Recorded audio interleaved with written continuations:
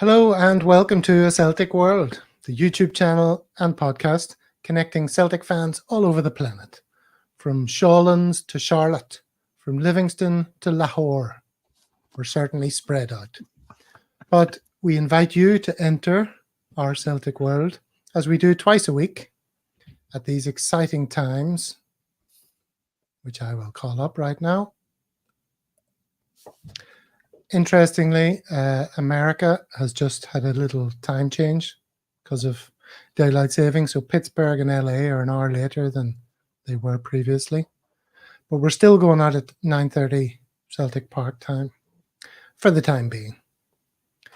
And as I say, we're all over the world. Who do we have with us tonight? We have Australia in the house and Korea in the house. Let's start with Korea. How's it going, Dano? Good, matey. Hope you guys are doing well out there. It's a pretty gray day, as you can see here in Gwangju, but saw an amazing game of football over the weekend. Gwangju and Gangwon were playing. The K-League season just started last weekend. And Gwangju's down 1-0 at the half. 5 goals in the second half, man. They won 4-2. It was incredible, man. So it's football's pretty hype here in the city locally. And how's the football scene in Sydney, Australia, Stephen? Yeah, it's going all right, mate. The A-League is well underway now. It's about halfway through. I can't really say I watch an awful lot of it, but you see the odd headline. I look out for the local teams in Sydney, see how they're doing. But unfortunately, my attention is more focused on the rolling bin fire that is Celtic's current season. So so unlike Daniel, I didn't see a fantastic game of football this weekend. Okay. Well, we're certainly going to get on to the game, the season, all of that stuff. But listen, before we do, we've got a bit of news. We have a Paddy McCourt competition that we're going to open up to our subscribers. We've 2 tickets to be given away free to 2 of you, our subscribers, to the Axom Evening with Paddy McCourt. You've probably all heard of Axom, I imagine. It's this other little rival YouTube channel, very much like us, the same size.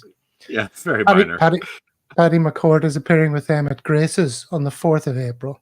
So we've got a little video to intro this.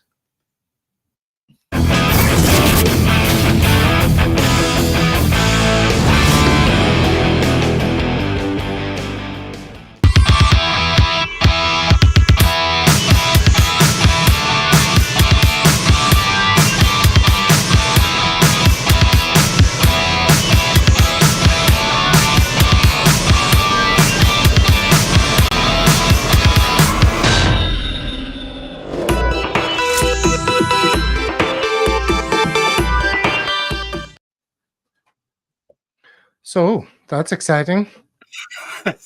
Quite. Let me explain the details, Dano. I can see you're very keen to understand exactly what's going on here. So if it's something that's of interest to you to go to this night, you can get free tickets through us. And obviously with a little channel like A Celtic World, you have a much bigger chance than with these bigger outlets. So how do you win?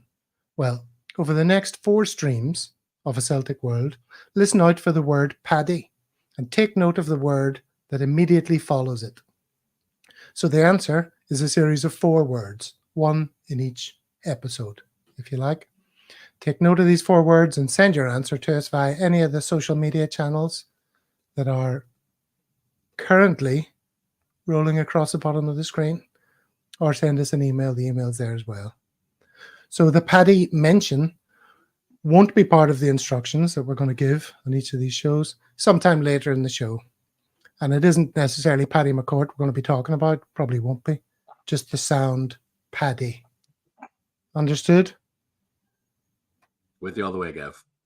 Loud and clear. Okay, good stuff. I have a question, though.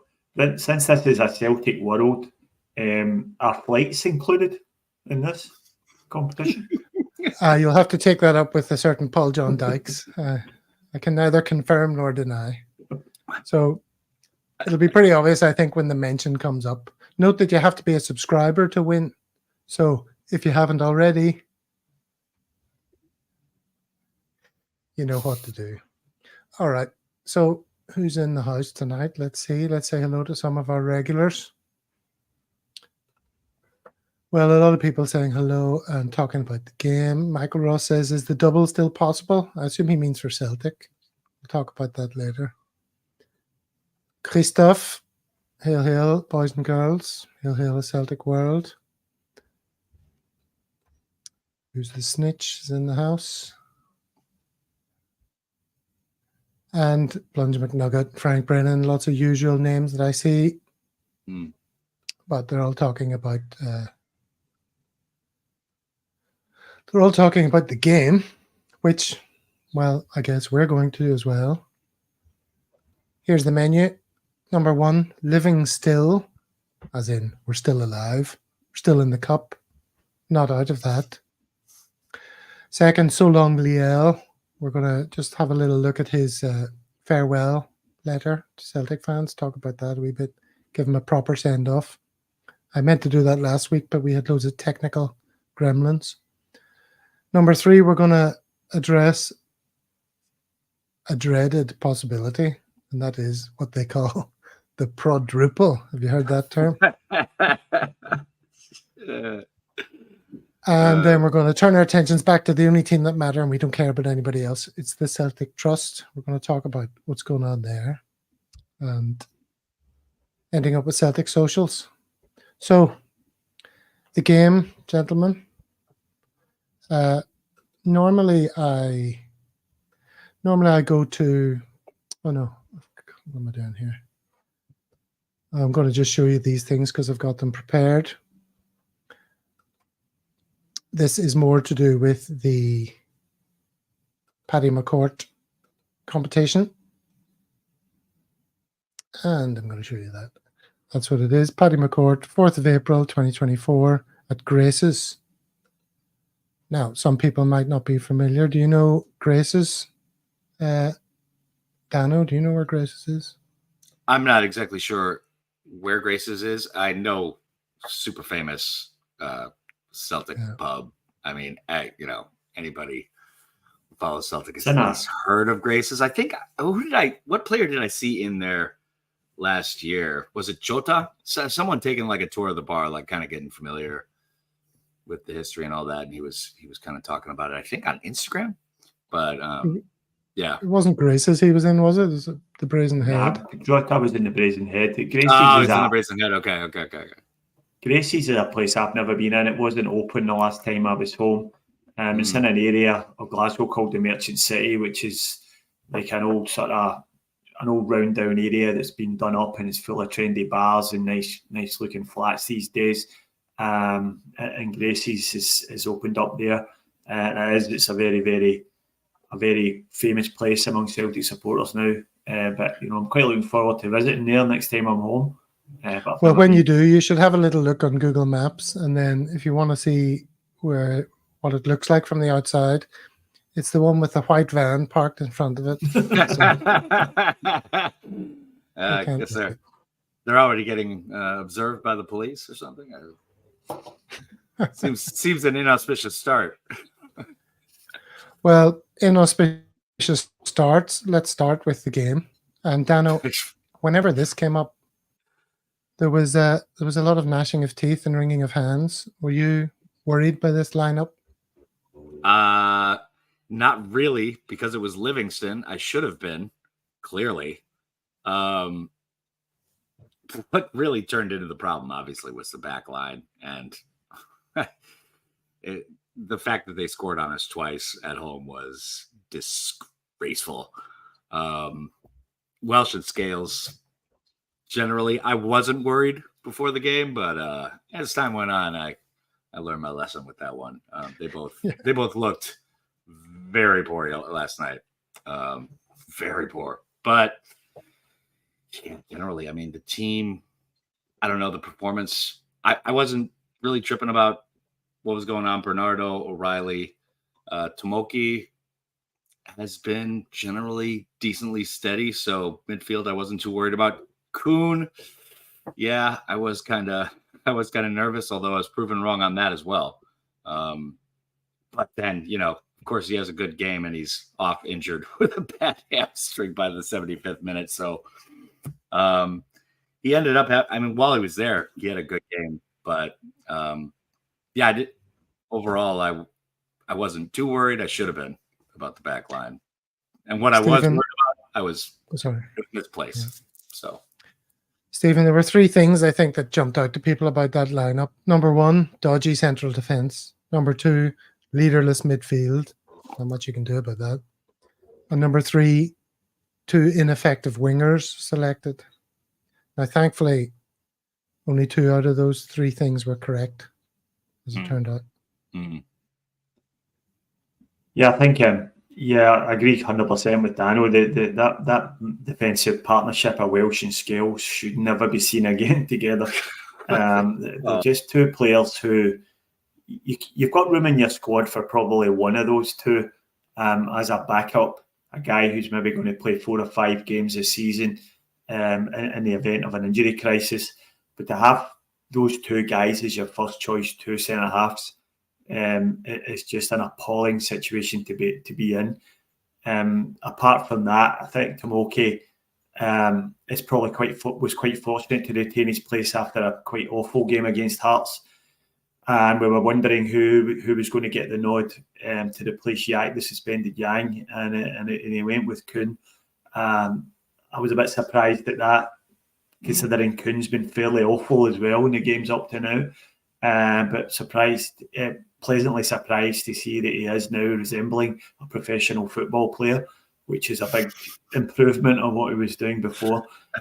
So apart from that, the sighting of James Forrest on the bench raised a few eyebrows as well. But I think the team list sort of betrays the general state of the squad, and the fact that Cameron Carter-Vickers injured again. I don't know what's wrong with this guy. He's been in and out of the team all season, and I think there's a famous saying in sports saying that the most important ability for a sportsman to have is availability. And if you're not available to play, you're no use to anyone. And he's getting to the point now where he just can't be relied upon to be fit. It seems to be niggling injuries after niggling injuries, and it really has hampered our season. If he's out again for a period of time, like the rumours say he is, then it's almost the end of the road for our season, I would suggest. Well, keep that suggestion for after we've done the game, because that's exactly what we're going to talk about. As you say, Kuhn, his inclusion was met with howls of derision generally, but as I pointed out before the game, I said this will be the game where he shows himself to be something of a player, and the narrative around him might begin to change a bit. And I thought he was good. I really did. Let's go through the goals. Kuhn didn't take too long to get involved. First goal came on 7 minutes. This is Maeda's first goal, Dano. Kuhn cutting in, and you can see the position he's in where he plays that ball. Spots the run. Beautiful pass. So simple. Amazing. And Maeda with a little bit of control there to knock it down with his chest, I believe, and just kind of coolly slot it home, as opposed to the usual first touch that we see from our hustling Japanese player, who we all love, but we know his weaknesses very well. And pretty cool little strike for Dyson right there, man. Beautiful pass, though. Amazing. Yeah, it was. There were 6 goals, so I think if we just run through the 6 goals, that'll bring up everything we need to talk about, I would imagine. Yeah. So the second goal on 12 minutes went to Mackay from Livingston. Yeah. You want to talk us through this one, Steve?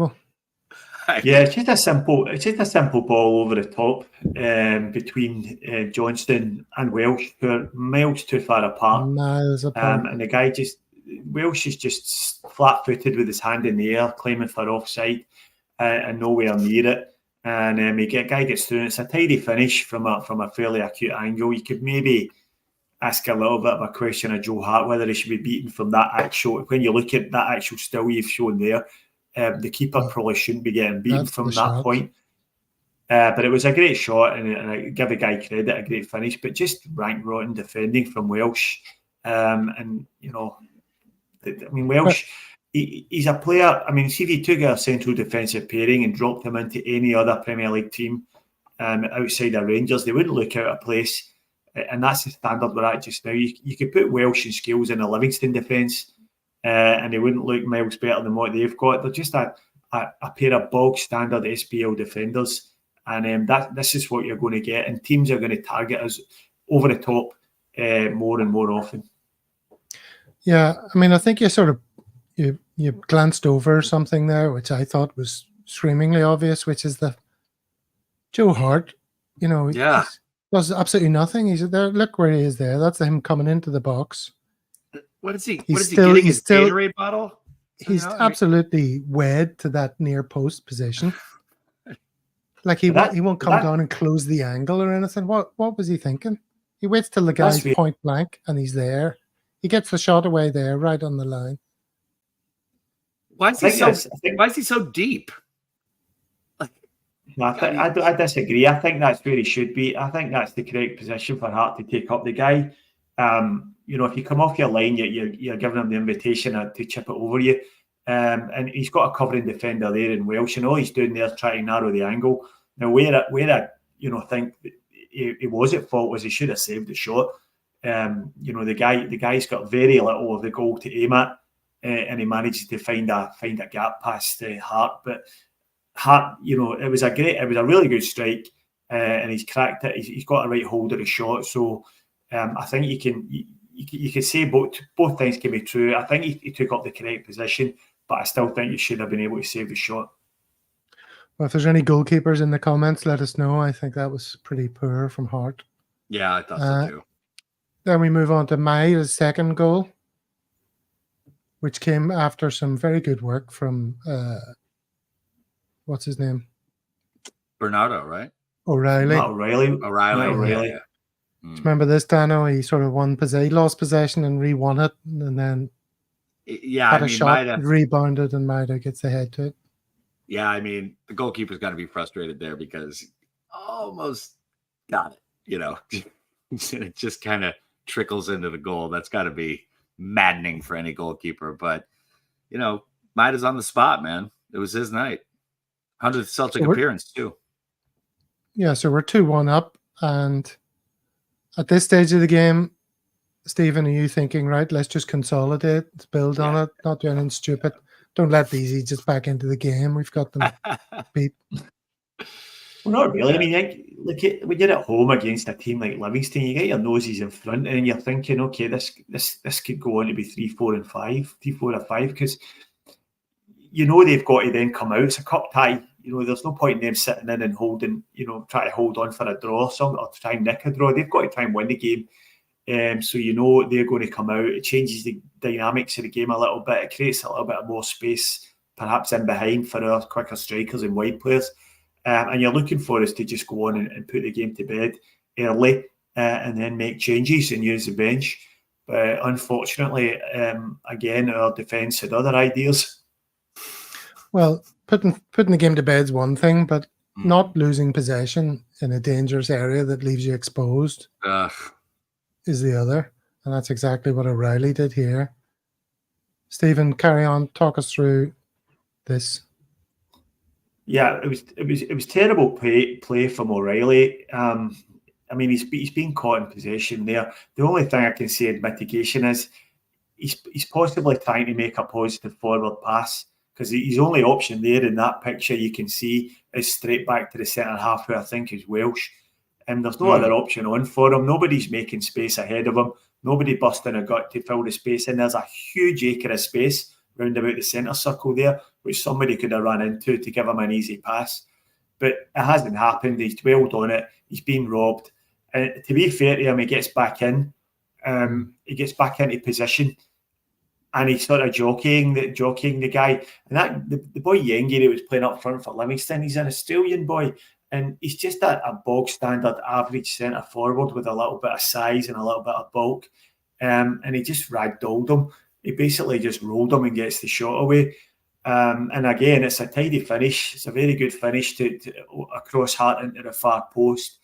But I think you can also look at Welsh again, who's not really doing anything there. He's just kind of standing there. He's not picking up anyone.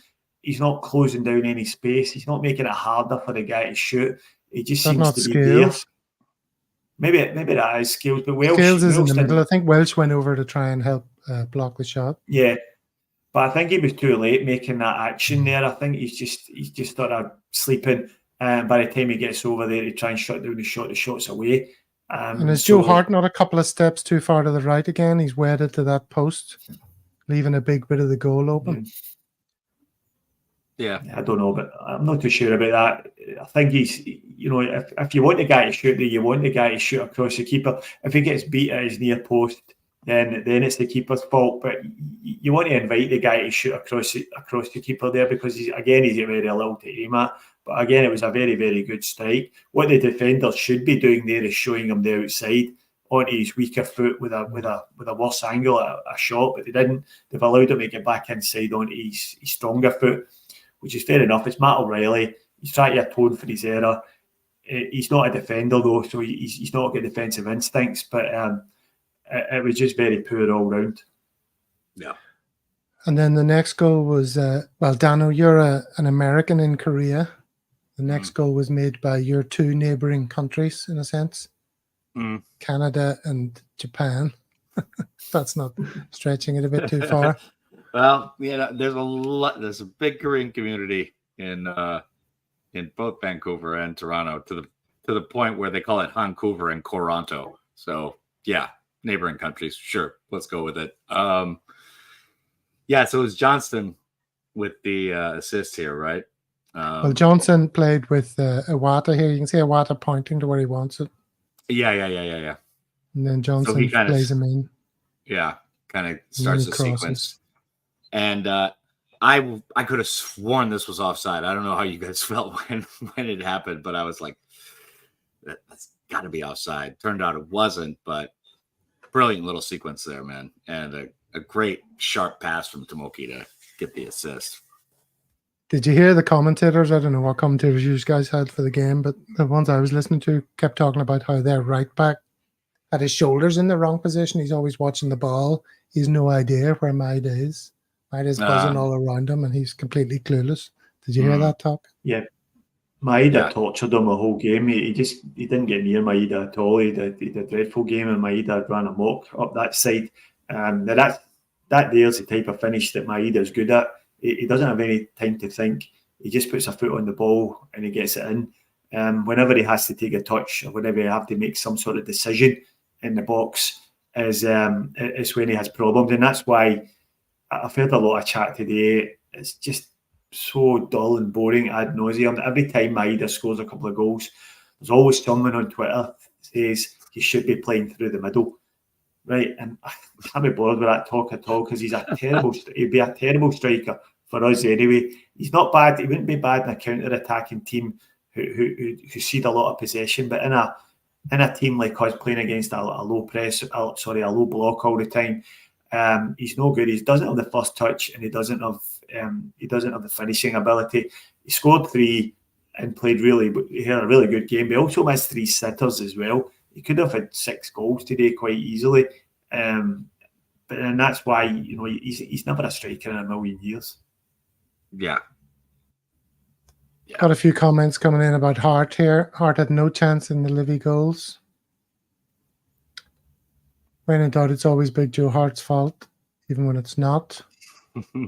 And where's the other one? Can he blame Hart for that second goal, surely? And again, should never been put in that situation. Well, I mean, obviously there's lots of people you can point a finger to for why he was in those situations and why they got the shots away and everything. Yeah. But I just didn't think he was great, to be honest. I think everyone's agreeing with me then, aren't they? Yeah. Okay, well done. 1 point to Stephen. Thank you, Gav. Okay, and then the next goal was, this is Kyogo's goal in 95 minutes. Mm-hmm. James Forrest, gets the head to it in the centre circle. Oh, didn't mean to do that. James Forrest getting the head to it there. Kyogo onside by a whisker, Dano? Yes. This was another one where I thought, close, man. I didn't really celebrate until we had the confirmation from VAR. I guess that's how everybody does things nowadays. But great to see Kyogo get a goal, man. I mean, it's been a while, hasn't it? And see, I mean, the finish was class, man. The finish was very, very good. So that was exciting to see, man. It was great. Put the game away. Could finally rest easy. It's always 90 plus minutes until we could finally okay. But at least we get the dub, man. That's all that matters. Yeah, no, I don't know about you, but I found the game pretty enjoyable to watch. I mean, it was comedic defending and all that, but it was an entertaining game, and I never really thought it was in danger. Did you feel the same, or did you think there was a potential disaster about to unfold, Stephen?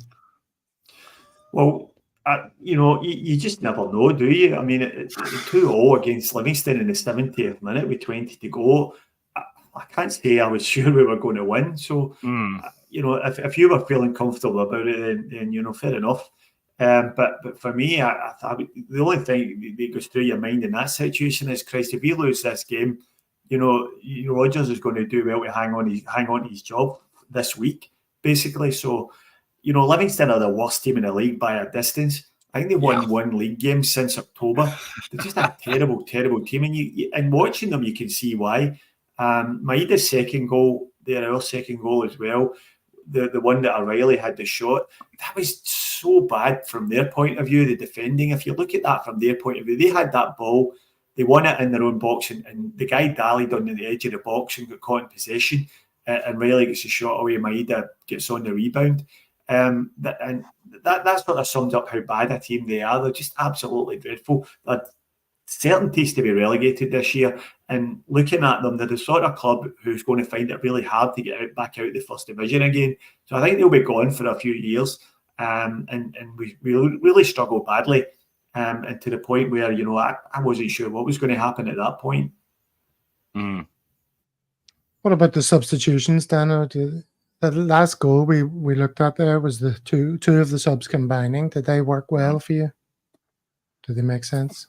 Forrest was, it was okay. Forrest, I mean, brought some impetus to the game and brought a little cutting edge and kind of continued what Kuhn was doing, I thought. I mean, to get back to Stephen's point, I think the thing with being 2-2 against Livingston, knowing how bad they are in the league, the pressure's all on our side, because it's just the angst is thick. So, you can't get past it, man. You can't get past it. If you're 2-2 against a side like that in a cup game, it's nervy, man. But I did feel like we were going to, especially the last 15, 20 minutes. I mean, the impetus was all on our side. I mean, we were really going forward, and they were just sitting back completely, deep block style. So, yeah. But it's, it's at home. We're tied. There's 20 minutes left. It's nervy, man. And every game is nervy with us. That's just how it is. Every single game is cardiac celts, man. Well, let's take a little break from talking about the football for a second, and we'll come back to that. Just want to talk quickly about a subject that I didn't have my chance to say my bit on it because of the gremlins we had on Thursday. And that was Abada's departure and his message, his farewell message to the Celtic. I thought it was brilliantly written and classy, and puts a real nice bookend on what was a very tricky situation. Especially the paragraph where he says, and last but not least, thank you to all the Celtic fans. Recent times were very difficult for myself and my family, but I want to say thank you to all the Celtic fans that stood by me, supported and respected me as a player, Celtic player, and I hope I've given you a few moments to remember me by. Well, he certainly did. What's the one moment that you'll always go to, Stephen? I'll be the goal he scored against Rangers at Celtic Park when he came in the blind side of Barisic and left Barisic down in his hands and knees almost. Yeah, this one. That's the very one. Oh man. And that summed up Abada at Celtic. That's what he was very good at. He was very good at coming off his wing into the box, getting into dangerous positions and scoring goals. He had a number of deficiencies outside of that, though, in that he wasn't very good at taking players on. He wasn't a very good dribbler. And I think ultimately that was why successive managers didn't pick him. I mean, he was back up. He was a substitute most weeks under Ange. And then he got injured very early in Rodgers' managerial term, second term. So he was never really a starter in our team. We were all looking forward to seeing if he would kick on under Rodgers. But I think due to the injury he got right at the start of the season, which was apparently caused by him getting straight off a plane and straight to training, which players are always advised not to do.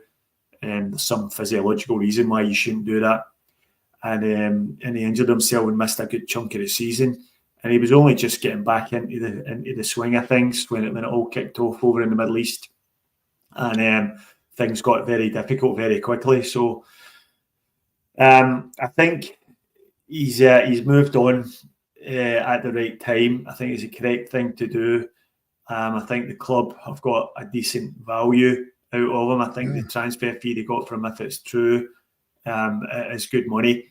And I think he can go away with their best wishes. And I hope he does well.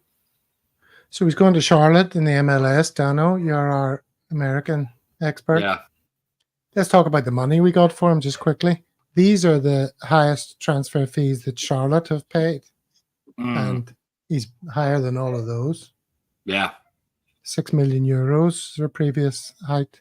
And I was thinking, that's a lot of money for the MLS to spend, isn't it? I don't think so. The MLS has some weird, I forget what they call it. It's like a designated player. They have like a salary cap system, kind of like Major League Baseball or the NFL or, the NBA. But they have something like a designated player situation where you're allowed to spend over that, or I'm not exactly sure how it works, but 8 million is a good chunk of change, especially for this is all I could find in terms of transfer fees, the highest there are. So if and these are in euros. So if it's anything like 10 million bucks, he's up there with some of the biggest. Well, when you think that we sold Giakoumakis to the MLS for less than half of that, I think you can see it. And Giakoumakis, I noticed, scored a hat-trick on the weekend there, and he's earning rave reviews in the MLS. So I think you can see that was really good money. I think you're right, Daniel. I think there's a designated player allowance, but I believe, and correct me if I'm wrong here, have the MLS not just signed a deal with Apple recently to televise all the games, and there's a huge chunk of money being injected into that league.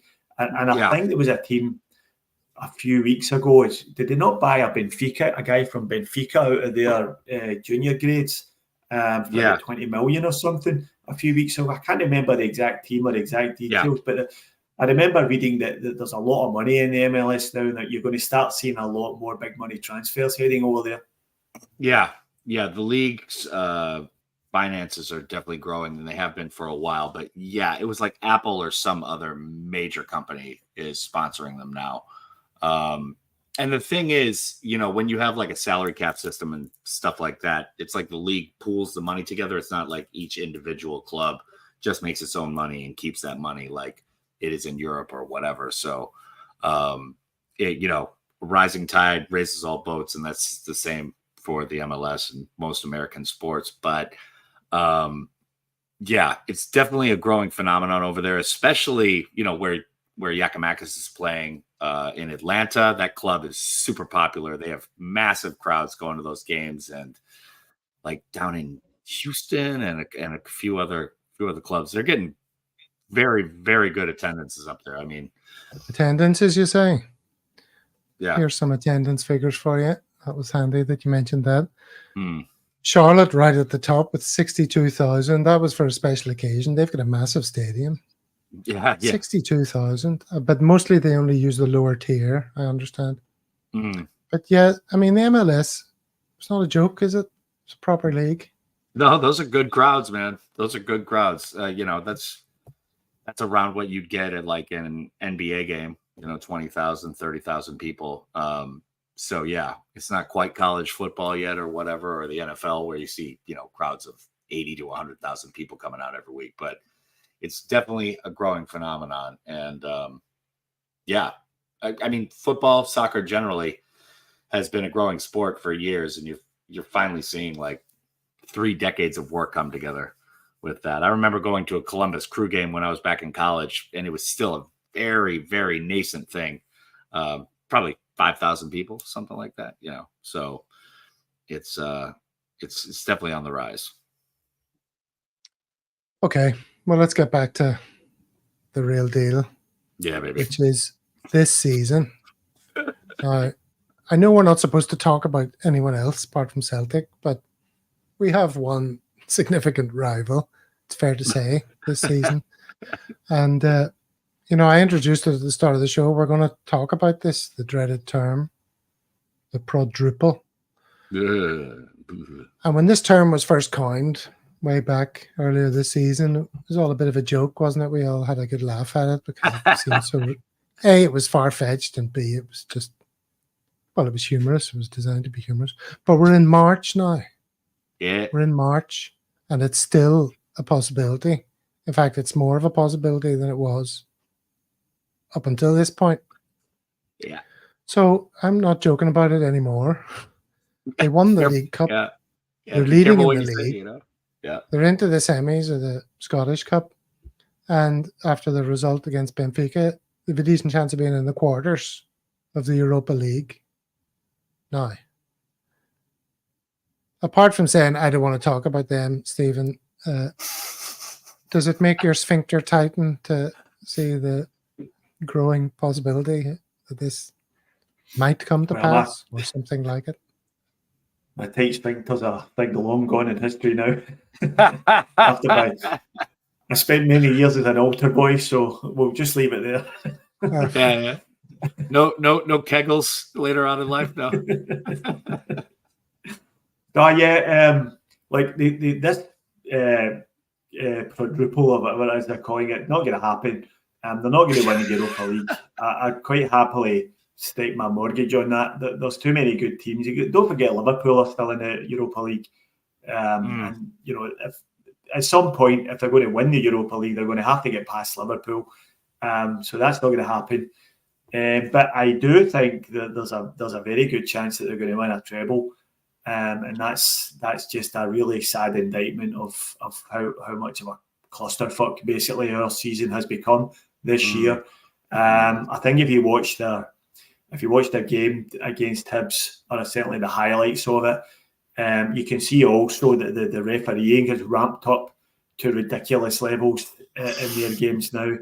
You've got Stephen McLean, their former Ibrox ball boy and brother of former Rangers player Brian McLean, who chose to play for Northern Ireland over Scotland for, I'm sure, very honourable reasons.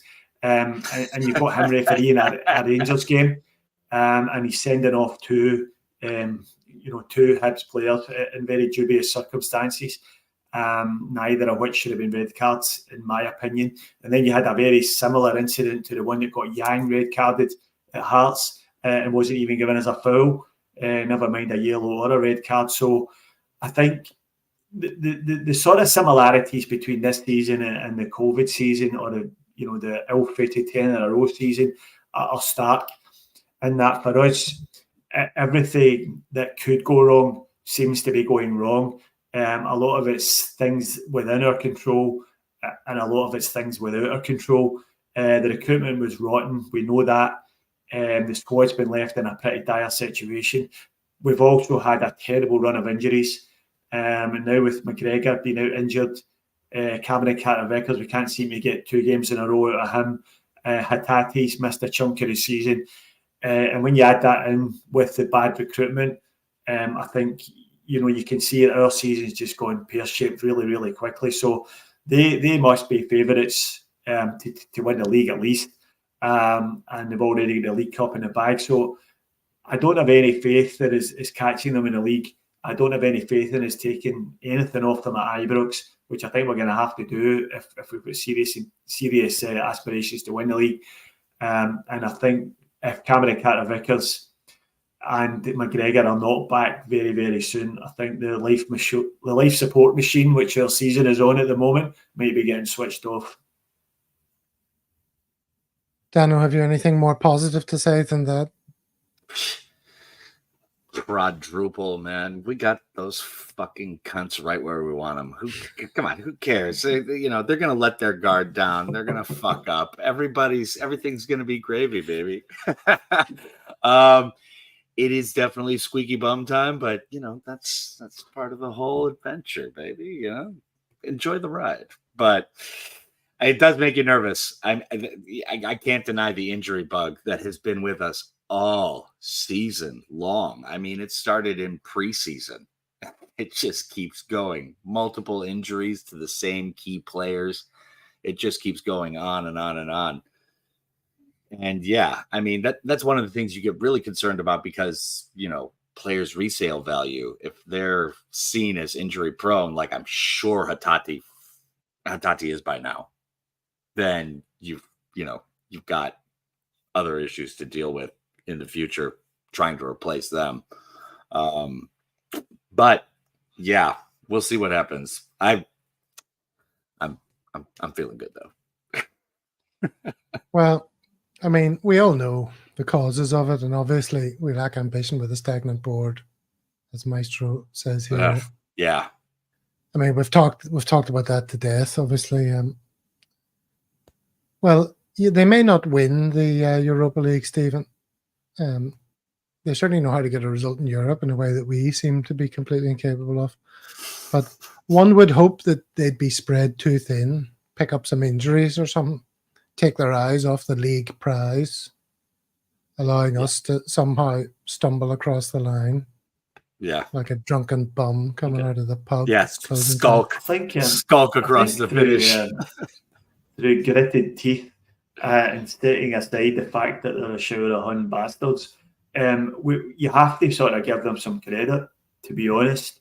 And that doesn't really make me feel good saying that, but they did have a dreadful start to the season. They made a terrible managerial appointment in Mickey Beale, but they sussed him out quite early doors. They fired the ejector seat, and they got someone in who knows what they're doing. They also appointed a director of football who seems to know what he's doing from one of the top Dutch clubs. And they've gone in the January transfer window and they've spent some money. And they were always told that they're skint and they're going bust again and it's liquidation too. And but they spend. The simple fact is they spend more money than us, and they do that because they seem to have more of an idea of how a football club should use the transfer market. We shouldn't be holding cash to the bank. You should be spending it to produce assets on the park. And they sort of made a real lie of this notion that you can't sign good players in the January transfer window.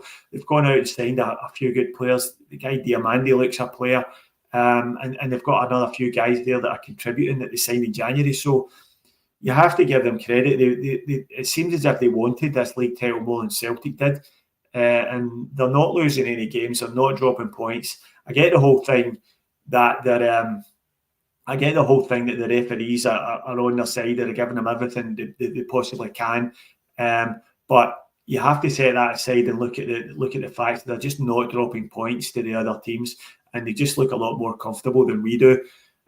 So I can't. Unless something drastic changes, I can't see them slipping up very much between now and the end of the season. And ultimately, although it kills me to say it, they probably deserve to win the league. Oh, geez, don't go crazy. Oof. Now, what about the games against us? I mean, the hopes of many of our fans have come down to Brendan knows how to beat the Rangers. And that's like saying, I know how to attract beautiful women. Once upon a time in my youth, when I was full of vigor and had a lustrous head of hair, fair enough. But these days, people in the comments tell me I look like Penfold from Danger Mouse. So things have evidently changed. Either Penfold or Dickie Attenborough, as Monty keeps saying in the comments. So, Dano, you think this Brendan, with this team, knows how to beat this Rangers? I wouldn't have believed it the first fixture we had over at the Den of Doom or whatever, but you can't deny that he does get it done. I mean, I would have never in a million years thought that we were going to win that first game we had against Rangers. No way. I mean, again, we were banged up. It was like Scales' debut. We were just, I mean, it just felt like we were definitely going to lose that game, and we came out with 3 points. So you never know, and you can't deny Rodgers' record so far against them. But this one on April 7th is massive, absolutely massive, especially with us losing to Hearts after they had dropped points too. It was like that was bad. So we'll see what happens, but it is true up until this point. But who knows? Stephen, are you not clinging on to hope that Brendan can pull the cat out of the bag? Is that the right expression? I think so. Rabbit out of a hat. Pull a rabbit out of a hat. I knew it was some creature inside a vessel. You never know. You never know in a two-horse race, two teams with 11 against 11. But to be honest with you, the difference between the last that last game that we're talking about where we won is that Mickey Beale was in the dugout for Rangers, and tactically they were atrocious that day. You know, a lot of teams were have decided they better quite rightly identify the fact that if you man mark Callum McGregor, then you take him out of the game, and Celtic are basically ineffective. And so many teams this season have done that to great effect. But for some weird and bizarre reason, Rangers stood off Callum McGregor that day and just let him dictate the play. And he had an absolutely magnificent game. And that went a long way to deciding it.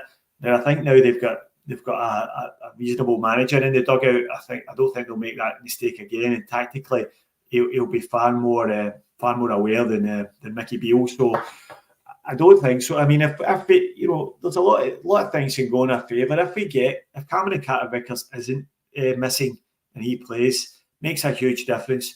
If Rio Hatate comes back, we maybe give him 30 minutes or a full half in a game before that. You're not sick of waiting for the cavalry to arrive. We've been hearing this. Yeah, no, honestly, yeah.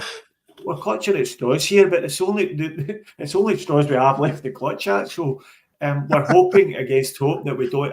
Put it this way: the other way of saying it is, if we go to Ibrox with the midfield we had yesterday and the back four we had yesterday, then I don't think we've got a chance of winning or even drawing. I think we'll get badly beaten. But if that's not the case, if we get Carter-Vickers back, if we've got some options in midfield, for McGregor's back fit again, Hatate plays some sort of part in the game, then you never know. And I do trust Brendan to get his team set up correct. I think, contrary to what a lot of people say, I think the team's been set up well in most games this season. It's just come down to poor performances from individual players and squad management, which has landed us in the situation we're in now. I think Brendan can, and ultimately he'll pay the penalty if we don't win the league. He'll pay the penalty with his job. But I think, in terms of the shape of the team and the tactics, I think it's been okay this season. I think it's just come down to individual players. So if we get some of these individual players back, and a lot of the sort of negative variance things that can sometimes go against you, if they go in our favour, then, we can get a result. But with the current team that ran out yesterday against Livingston, I just don't see it. Well, let's keep the message positive, like this one. Hello, lovely boys. I love the Celtic world. I do. Absolutely brilliant. If you haven't already, subscribe immediately. There you go. Subscribe immediately, lovely boys. Well, there's lots of lovely boys and presumably some lovely girls. And, well, all genders in our comment section. The Strange Love the Prodruple. Doctor, Plunge McNugget, Who's the Snitch, all the usuals. No sign of Paddy Lavery. He's often here, but I don't see him here tonight. Okay, interesting chat. Don't know if you picked up on that, everyone there. Huh? See what I did there? Wink, Right. wink, nudge, nudge. Yeah. So the next topic we're going to talk about is the Celtic Trust. Stephen, did you partake in the call that happened? There was a shout out that went out to various people. Did you partake? Yeah, I did. I dialed into that one a couple of weeks ago. It was basically a call went out to sort of Celtic fan groups and Celtic media. If you were interested in joining a Zoom call just to discuss what the Trust's plans are moving forward. Everybody seems to be relatively in agreement now that some sort of change is required at the corporate governance level at Celtic after the shit show that is this season has become in terms of recruitment, in terms of the CEO, in terms of the chairman, and what the club does moving forward to try and realise a bit of the ambition that we all have for the club. So that was a meeting that took place again in Gracies in Merseyside City, and a number of us dialed in. I think David also dialed in from a Celtic world. So it was basically just to talk about this Drive for Five campaign that the Trust have, where their ultimate goal is to achieve 5% ownership of the club. So you pay, if you want to join the Trust, you pay a small subscription. I can't remember off the top of my head how much it is, but it's not a lot of money. And they use this money to purchase any Celtic shares that come on the market in small quantities to try and build up a sort of a level of ownership of the club. And when they reach this 5% level, they can then table motions at AGMs. They can call for EGMs. They could generally have a little bit more influence with the club, and that's what they're trying to achieve. A lot of people, maybe think it's a bit over ambitious, and 5% doesn't seem a lot, but it is a large chunk of shares that they need, and I think it's going to be difficult to achieve, but it's something I think we have to do. I was one of the guys that was around in 1994 when Fergus McCann came in and bought the club, and I was just a young guy at the time, just newly married with a young family. Money wasn't in abundance, but I found a bit of cash. I actually took advantage of Fergus's offer of a loan from the Co-op Bank to buy some Celtic shares, and we all bought into that with the belief that this sort of situation we're in just now would never happen again, and that a small group of families would have ultimate control over Celtic. And at the moment, if your name's not Lowell, Desmond or Strachan, you don't seem to be in with a shout of any position at Celtic Park at any level, and that's something that we shouldn't tolerate as fans. And the only way we can do anything about it is through a vehicle like the Celtic Trust that can sort of unite the fan base. Now, if anybody else has got any idea about how you can unite the fan base, then I'm delighted to hear it. But at the moment, the Celtic Trust is the only show in town. And whether you've got reservations about them or not, I think it's the time to try and get behind them if you can. Yeah, a Strange Love the Doctor says there, Celtic Trust, a great idea to create a voting block. Yes. Strive for 5, but 20% is there for us. Apparently 20% of Celtic shares are owned by individuals. Yeah. As Maestro says here, someone or group has to find out where all these individual fan shares are. Well, that's what the Celtic Trust are trying to do, isn't it? Get the word out there. Tell everyone they're trying to unite all these individual shareholders under this one umbrella. And you can either proxy your voting rights to Celtic Trust or, be encouraged to vote in any fan-led resolutions. So, yeah, like I say, they're putting a call out.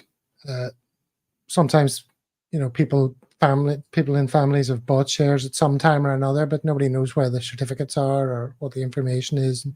They're going to try and help everyone get together, maybe reclaim some dividends that have been due to them.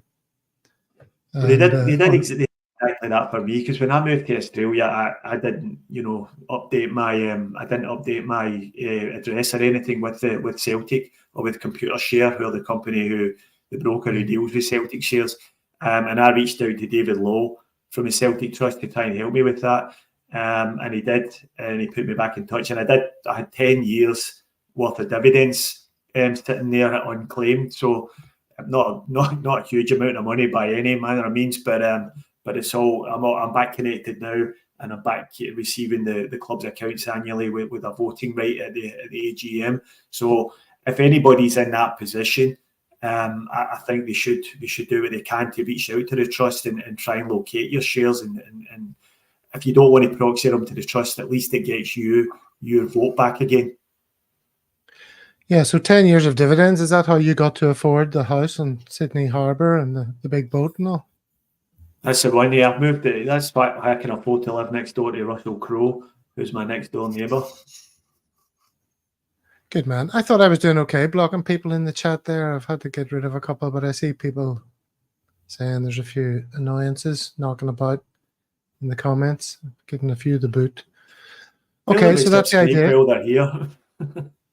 Yeah, we welcome all comers. You were saying nice things about them. Why can't they return the favour? So that's the idea about the Celtic Trust, Dano. Seems like a foot in the door towards greater fan ownership and involvement. Does that sound like a sensible first step for you? Yeah, it's a great idea. I mean, obviously, somebody's got to take the reins and add some kind of impetus to the board at Celtic Park, because they are catatonic of late. So it's a great idea, man. It's like worker ownership of the corporation, man. I mean, we should have a bigger stake in this automatically. Did a nuclear explosion just happen there, or I don't know why my lights have just gone completely mental. I thought what happened there? I thought maybe they're all a different color as well. I know. Can't see all now. Right. I'll tell you what I'm going to do. I'm going to share this, and you're going to talk about it while I adjust my lighting. Right. Who's this? Social media choice? I don't think that was mine. Mine was about that, but well, I'll scroll down. It says, "Wishing all Celts celebrating a blessed and peaceful month." Yeah, Ramadan. Yeah. Ramadan just started today. This is the Rangers admin guy knowing there's going to be a few tasty comments when he posts about Ramadan. Yeah, I thought that was a good point to make for a big difference between our respective clubs. Very true. But it's a good point to make, to highlight, that we are the club open to all, as opposed to the other side of the city. So, I mean, I heard it being talked about on another YouTube channel about, does that mean we're not going to be able to sign any more Israeli players? Well, I would imagine no Israeli players will want to come to Celtic at this time because of all the pressures that they'll There's a lot under. of Muslim Israelis. Hello. If you ran a business, Dano, you're getting to something very important. If you ran a business, would you not be trying to leverage this goodwill that the Muslim world has towards Celtic because of the fan support for Palestinian freedom? Should somebody not be doing a tour of Morocco and Algeria and wherever else there's a large Muslim population, saying, "This is us, we're Celtic, send us your young talented players and we'll turn them into stars"? Yeah, why not, man? And it's a historical connection too. I mean, it's not something that just happened with the trouble in the Middle East or something. This has been a long-standing thing between like fans and the supporter groups and everything else. So I just thought it was a good positive message from the official club channel today on Twitter. But I like the guy getting a nice kick in the nuts there for Rangers of the process with a little GIF. So there's my social media highlight. Strange Love the Doctor just adding. Sorry, go ahead. I don't know if you've seen the Bohemians FC from Dublin. It produced a third kit, which is basically in the Palestinian colours, with all funds from this kit going towards some refugee camp initiative in Palestine. And, there's no reason why Celtic can't do something like that. I mean, I don't think in a million years it's going to happen. But I know the Bohemians have done it. They haven't seen any issues with doing it. So I don't see why we can't do it. There is the Ada Celtic group who run out of a refugee camp in Jenin, and who have some close ties with the Green Brigade. And there's a little bit of back and forth with them. A bit of fundraising gets done, and that's that. Again, I agree with you, Gav. Celtic could lean into this and use it as a marketing, as some sort of marketing way to generate interest and support from all around the world. Because when you turn on your TV, all the big cities in the world are full of thousands and thousands of people marching with Palestinian flags, and it's there is something there that we could tap into. And if we make sure we're doing it for the right reasons, and there's money going to the correct causes and to help people, help people's life being better, then it goes exactly to the heart of the club's ethos. And help the club's ethos is supposedly, and of course the club's ethos, our ethos is a Celtic world, and we have people joining us from all over the place. We have a message here from Japan. Kurimotoki. Yeah. Konnichiwa. Can you speak any Japanese there? Me? Dana? Nah. Yeah. Just a little bit. O genki desu ka? Arigato gozaimasu. Yeah. Genki. And we have Pam, who's in New York State. How's it going, Pam? And Monty says he likes Libyans. That's interesting. Quite specific. Okay. Quite specific. Yeah. Stephen? Once again. So I think we couldn't pass the show without making reference to the Daisen Maeda's medical hair growth.